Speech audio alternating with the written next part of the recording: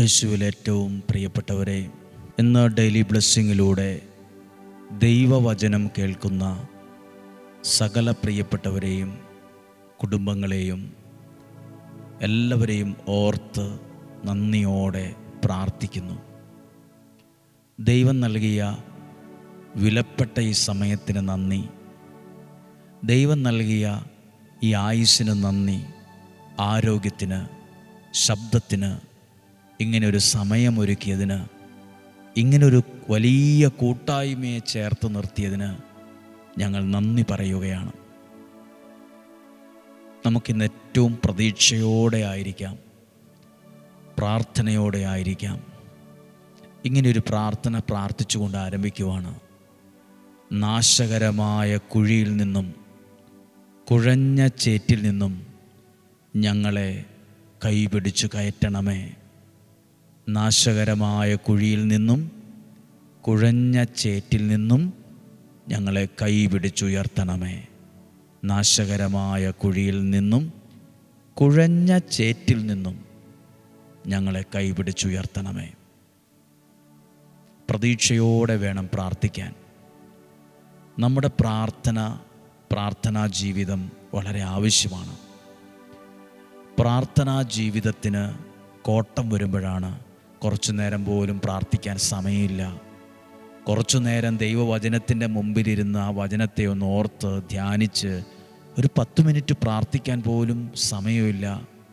പ്രാർത്ഥനാ ജീവിതത്തിന് കോട്ടം വരുമ്പോഴാണ് ജീവിതത്തിൽ ചെയ്യുന്ന ഓരോ കാര്യങ്ങൾക്കും കോട്ടവും കുറവും ഒക്കെ വരുന്നത്. അതുകൊണ്ട് ഓരോ സമയവും വിലപ്പെട്ടതാണ്. നിങ്ങൾ ഒരുപക്ഷെ പ്രാർത്ഥനയിൽ ചെലവഴിക്കുന്ന സമയം 12 മിനിറ്റോ 13 മിനിറ്റോ ആയിരിക്കും ഓരോ ദിവസവും രാവിലെ, അല്ലേ ഒരു സമയത്ത്. ആ സമയം നിങ്ങൾക്കൊരിക്കലും നഷ്ടമല്ല. അത് കുടുംബത്തിലേക്ക് ഒരു വെളിച്ചം വരുന്ന സമയമാണ്. ദൈവം അത്ഭുതങ്ങളെ ചെയ്യുന്ന സമയമാണ്. ദൈവം നമ്മളെ ശക്തിപ്പെടുത്തുന്ന സമയമാണ്. ദൈവം നമ്മളെ ചേർത്ത് പിടിക്കുന്ന സമയമാണ്. പ്രതീക്ഷയോടെ പ്രാർത്ഥനയോടെ ഈ വചനത്തെ കേൾക്കുകയാണ്.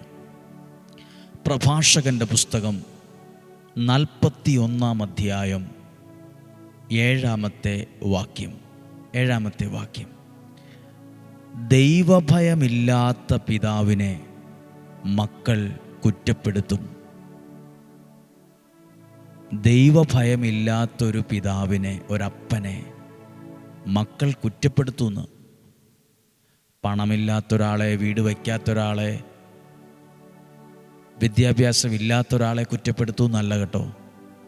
ദൈവഭയമില്ലാത്ത പിതാവിനെ മക്കൾ കുറ്റപ്പെടുത്തും. എന്നിട്ട് എന്തു പറയും?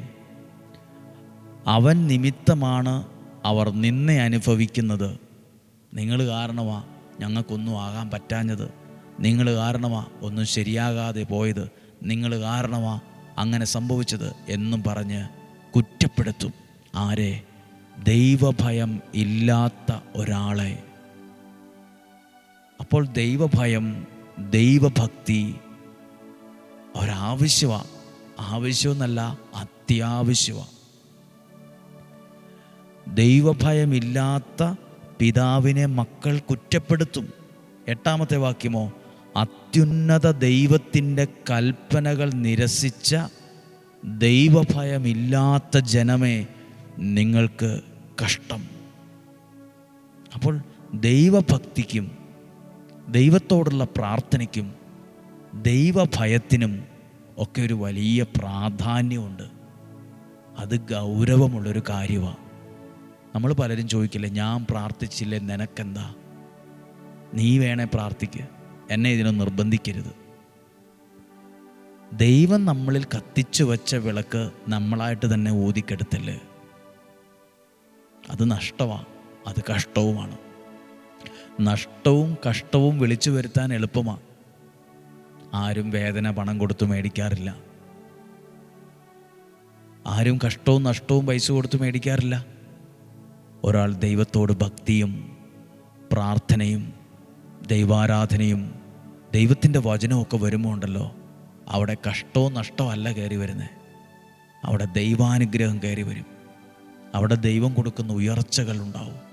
ദൈവം കൊടുക്കുന്ന നന്മകൾ അവിടെ വരും. ദൈവഭയമില്ലാത്ത അപ്പനെ അമ്മയെ മക്കൾ കുറ്റപ്പെടുത്തും. പ്രിയപ്പെട്ടവർ, ഏറ്റവും വലിയ സമ്പത്താണ് ദൈവത്തോടുള്ള ഭക്തി, ദൈവഭയം എന്നിവയൊക്കെ. അതുകൊണ്ടാണ് പ്രഭാഷകൻ്റെ പുസ്തകം 40-ാം അധ്യായം 26-ാമത്തെ വാക്യം നോക്കി, ധനവും ബലവും ഹൃദയത്തെ ഉത്തേജിപ്പിക്കുന്നു, ദൈവഭക്തി ഇവയേക്കാൾ അഭികാമ്യമാണ്, അതുവഴി നഷ്ടം ഉണ്ടാകുന്നില്ല. നിങ്ങളുടെ വായിച്ച് 26-ാമത്തെ വാക്യം, ധനവും പൈസയും ശക്തിയും ഹൃദയത്തെ ഉത്തേജിപ്പിക്കുന്നു. ഭയങ്കര നല്ലതാണ്.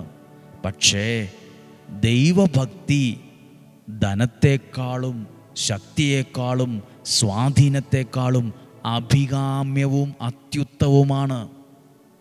പിന്നെ അതുവഴി നഷ്ടം ഉണ്ടാകുന്നില്ല. ഏതുവഴി? പ്രാർത്ഥന വഴി. ദൈവവചനം കേൾക്കുന്നതിലൂടെ, പ്രാർത്ഥനയിൽ കുറച്ച് സമയം മാറ്റിവെക്കുന്നതിലൂടെ സഹോദര സഹോദരി, മകനെ മകളെ, നഷ്ടം ഉണ്ടാകുന്നില്ല. അടുത്തൊരു വാക്കുണ്ട്, അത് മറക്കരുത്. ദൈവഭക്തന് അന്യസഹായം തേടേണ്ടി വരില്ല. ആരുടെ മുമ്പിൽ കൈനീട്ടേണ്ടി വരില്ല. ദൈവഭക്തന് അന്യസഹായം തേടേണ്ടതില്ല. 2 വചനങ്ങളും വായിക്കണം. ഇന്ന് ഈ ബുധനാഴ്ച ദിവസം വചനം കേൾക്കുമ്പോൾ നിങ്ങളുടെ ഹൃദയത്തിനകത്ത് അത് ബോധ്യമായി വരണം. പ്രാർത്ഥിക്കുന്നൊരമ്മയാണോ, പ്രാർത്ഥിക്കുന്നൊരപ്പനാണോ നിങ്ങൾ? ഒരിക്കലും വിഷമിക്കണ്ട. ഇതൊരു നാണക്കേടിൻ്റെ വിഷയമല്ല, ഇതൊരു അഭിമാന വിഷയമാണ്. പ്രാർത്ഥിക്കുന്ന നിങ്ങളിലൂടെയാണ് നാളെ നിങ്ങളുടെ മക്കളും കൊച്ചുമക്കളും വീടും ചുറ്റുപാടും അനുഗ്രഹിക്കപ്പെടുന്നത്. മറക്കരുത്. നിങ്ങളൊരു അനുഗ്രഹമായി മാറുന്ന സമയമാണ്. മാതാപിതാക്കൾ എന്ന നിലയിൽ, യുവതി യുവാക്കളെന്ന നിലയിൽ, കുഞ്ഞുങ്ങളെന്ന നിലയിൽ നിങ്ങൾ അനുഗ്രഹമായി മാറുകയാണ് വചനം കേൾക്കുന്നതിലൂടെ, പ്രാർത്ഥിക്കുന്നതിലൂടെ. ഒരു കാര്യം പറയട്ടെ, പ്രാർത്ഥിക്കുന്നതിലൂടെ ദൈവത്തിന് ഒത്തിരി പ്രിയപ്പെട്ടവരായി നിങ്ങൾ മാറുന്നുണ്ട്. ദൈവരാജ്യത്തിൽ നിങ്ങൾക്കൊരു സ്ഥാനമുണ്ട്. പ്രാർത്ഥിക്കുന്ന നിങ്ങളുടെ ഒരു ആവശ്യത്തെ സ്വർഗം നിഷേധിക്കുകയില്ല, സ്വർഗം എഴുതി തള്ളുകയില്ല. ഒരാളെ വലിയൊരു സങ്കടം പറഞ്ഞേ, അവർക്ക് നല്ലൊരു വീടില്ല. ആ വീട്ടിലേക്ക് പോകുന്ന വഴി തന്നെ കഷ്ടം പിടിച്ചൊരു വഴിയാണ്. ഉയർന്ന ഒരു സ്ഥലത്താണ് വീടുള്ളത്. അപ്പോൾ അവർ ഒത്തിരി നാൾ പ്രാർത്ഥിച്ചു ഒരു വീടിന് വേണ്ടി. എവിടെ നിന്നും ഒരു സഹായം ഒന്നും ഉണ്ടായില്ല. അവരാ പ്രതീക്ഷ തന്നെ കൈവിട്ടു. പക്ഷെ പ്രാർത്ഥിക്കാൻ തുടങ്ങി.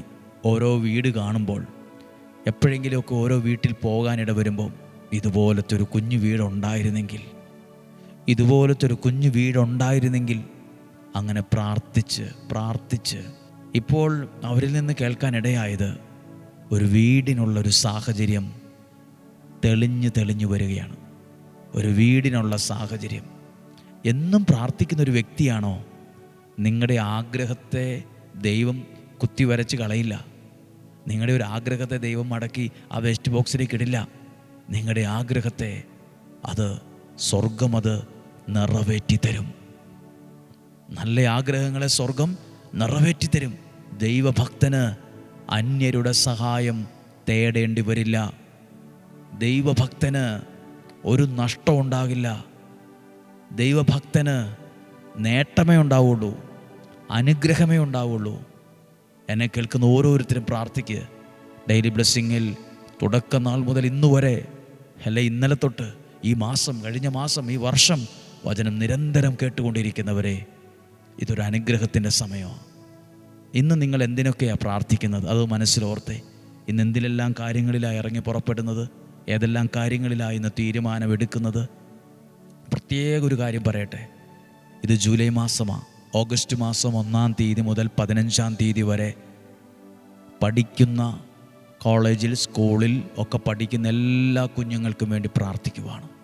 കഴിഞ്ഞ വർഷങ്ങളിലൊക്കെ നമ്മൾ പ്രാർത്ഥിച്ചത് പരീക്ഷയാകുമ്പോൾ ഒരു പ്രാർത്ഥനയായിരുന്നു. അങ്ങനെയല്ല, ഈ ഓഗസ്റ്റ് മാസത്തിൽ കുഞ്ഞുങ്ങൾക്ക് വേണ്ടി പ്രാർത്ഥിക്കണം. കേരള ഗവൺമെൻറ് പോലും മയക്കുമരുന്നും ലഹരിക്കും എതിരെ പോരാടിക്കൊണ്ടിരിക്കുന്ന ഒരു മന്ത്രിസഭയാണ് നമുക്കുള്ളത്. പോരാടിക്കൊണ്ടിരിക്കുകയാണ് മയക്കുമരുന്നിനും ലഹരിക്കും എതിരെ. നമുക്ക് പ്രാർത്ഥിക്കണം നമ്മുടെ കുഞ്ഞുങ്ങൾ നഷ്ടപ്പെട്ടു പോകാതിരിക്കാൻ.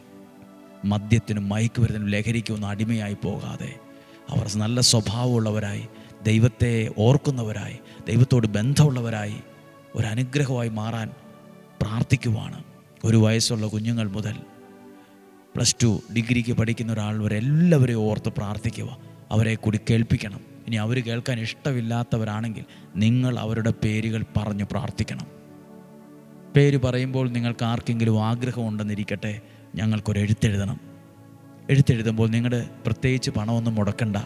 നിങ്ങളുടെ കയ്യിൽ ആ കുഞ്ഞുങ്ങളുടെ ഒരു പാസ്പോർട്ട് സൈസ് ഫോട്ടോയോ ഉണ്ടെങ്കിൽ, വീട്ടിൽ വെറുതെ ഇരിപ്പുണ്ടെങ്കിൽ അത് അയച്ചു തരിക. അത് പിൻ ചെയ്ത് അയച്ചു തരണം. ആ നിയോഗവും അവരെക്കുറിച്ചുള്ള നിങ്ങളുടെ സ്വപ്നവും അവരുടെ പേരും ആ ഫോട്ടോയും പിൻ ചെയ്ത് ഞങ്ങൾക്ക് അയച്ചു തരിക. ഞങ്ങൾ എന്നും വചനം പറയുന്ന ഈ അൾത്താരയിൽ അവരുടെ പേരും അവരുടെ നിയോഗവും അവരുടെ ആ ഫോട്ടോയും വെച്ച് ഞങ്ങൾ പ്രാർത്ഥിക്കും. തെറ്റായിട്ടൊന്നും എടുക്കരുത്. നിങ്ങൾക്കത് നല്ലതാണെന്ന് തോന്നുവാണെങ്കിൽ, മനസ്സിലത് നല്ലതാണല്ലോ എന്ന് തോന്നുവാണെങ്കിൽ മാത്രം സഹകരിച്ചാൽ മതി. ദൈവഭക്തി ഒരു അനുഗ്രഹമാണ്. പ്രാർത്ഥന ഒരു നേട്ടമാണ്. കഷ്ടവും നഷ്ടവും മാറ്റിക്കളയുന്നതാണ് പ്രാർത്ഥന. ദൈവഭക്തി ഒരു അനുഗ്രഹമായി മാറട്ടെ. ഈ വചനം കേൾക്കുന്നത് ഒരു വിടുതലായി മാറട്ടെ. നമുക്കൊത്തിരി പ്രാർത്ഥിച്ചുകൊണ്ട് ഈശോയുടെ നല്ല ആശീർവാദം സ്വീകരിക്കാം. കർത്താവേ, അങ്ങയുടെ നാമത്തിൽ ഈ പ്രിയപ്പെട്ടവരെ ഓർക്കുവാണ്.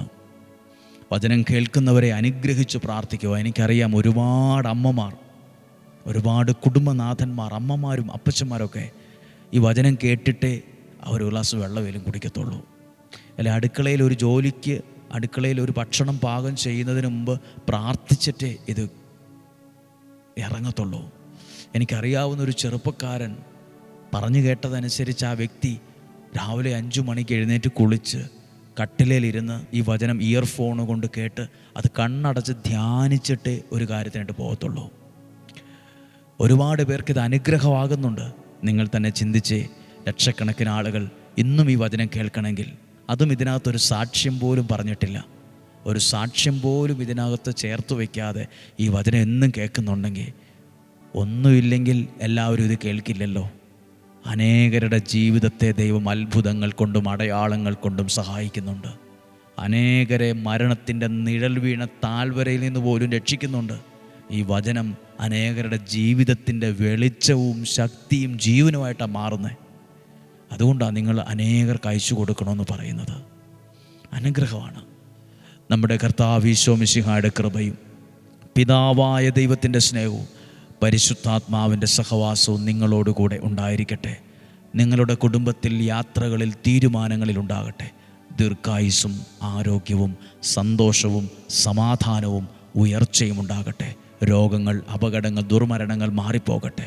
ശരീരത്തിൻ്റെ അകവും പുറവും സംരക്ഷിക്കണമേ. കർത്താവേ, ഞങ്ങൾ പ്രാർത്ഥിക്കുമ്പോൾ ഓർക്കുക, നല്ലൊരു ഭവനമില്ലാത്തവരെ ഓർക്കുന്നു, വാടകയ്ക്ക് താമസിക്കുന്നവരെ ഓർക്കുന്നു, ഫീസ് അടയ്ക്കാൻ ബുദ്ധിമുട്ട് അനുഭവിക്കുന്നവരെ ഓർക്കുന്നു, കടബാധ്യത ബാങ്കിലും കൈവായ്പയായി എടുത്തു തിരിച്ചു കൊടുക്കാൻ പറ്റുന്നില്ല എന്നോർത്ത് വിഷമിക്കുന്നവർ, പ്രാർത്ഥിക്കുന്നവർ, മരുന്ന് മേടിക്കാൻ പോലും കാശില്ലാതെ കഷ്ടപ്പെടുന്നവർ, കുഞ്ഞുങ്ങളുടെ വിദ്യാഭ്യാസത്തെ ഓർത്ത് പ്രാർത്ഥിക്കുന്നവർ, പഠനത്തിൽ പിറകോട്ട് നിൽക്കുന്ന കുഞ്ഞുങ്ങൾ എല്ലാവരെയും ഓർത്ത് പ്രാർത്ഥിക്കുന്നു.